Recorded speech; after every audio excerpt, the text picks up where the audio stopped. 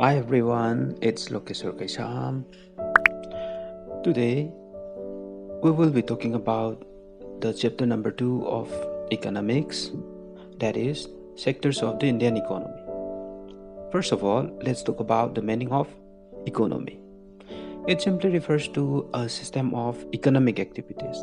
Again, what do you mean by economic activities? This refers to activities which leads to creations of economic goods and economic services. In another word, it can also be referred to as a group of economic activities which contributes to the national income. For example, farming, transportation, service provided by a doctor or a nurse, or it may be manufacturing of cars, floriculture, etc. All of them are the examples of economic activities. In fact, there are so many activities which will make it impossible to study them one by one. That is why we are going to group them together, which we will call sectors for our better understanding. Now, let's go to the first classification of these sectors. Here it goes.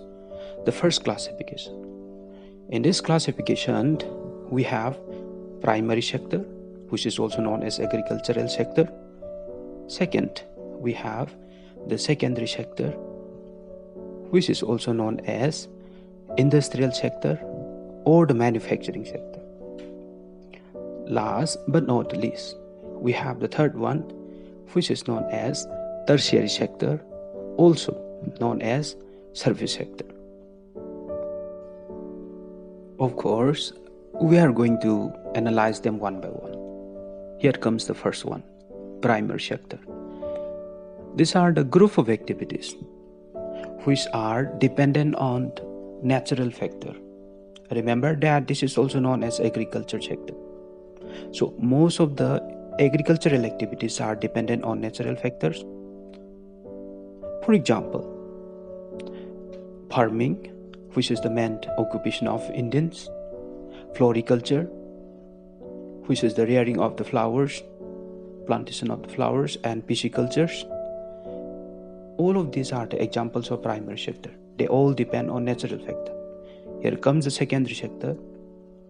In this sector, activities which are responsible for the conversion of natural product into another form of product are included. For example, if we manufactured a car from the iron ore, which is a natural product, is an example of secondary sector. On the other hand, tertiary sector includes those activities which fulfill the desire of other person. For example, service provided by a doctor, or the song of a famous singer that we enjoy, or the service provided by the van drivers, auto drivers, bus drivers, etc. Remember, from these three classifications, there are some points to be noted. The first one is that primary sector is the sector that employs majority of the people in India. On the other hand, share of the tertiary sector is highest in terms of national income. But remember, share of the tertiary sector is important in India, which is a little bit different from other countries. These points are very important and you should note down this. Don't forget, they are also asked in the examination very frequently also. Again, because primary sector is employing so many people unnecessarily sometimes, there is a problem of disguised unemployment in this sector. Now, let's look at an illustration here.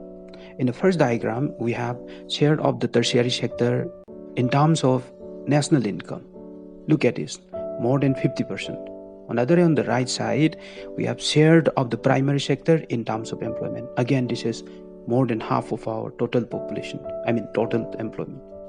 Now we have the second classification, that is organized sector. These are the sectors in which economic activities have specific rules and regulations to be followed.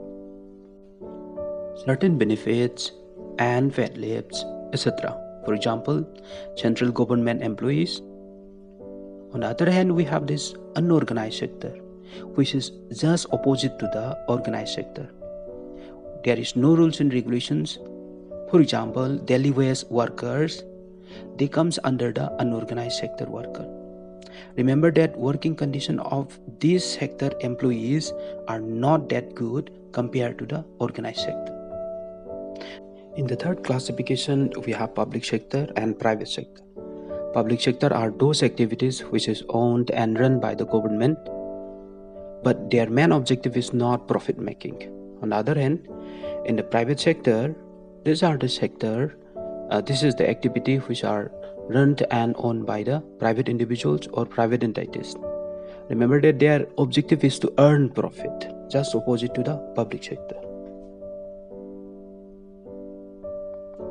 But nowadays we have another type of economic activities which is both run by government as well as private individuals, which is known as public-private partnership. Now, public sector produce or provide goods and services which are of investment intensive, but their return is very small, which make the private sector unattractive. So that's all for today. A quick revision of the chapter number 2 of economics, class 10. Hope you enjoy it. Hope you like it. If you like it, I suppose you know the drill. Thank you for watching. Bye all of you.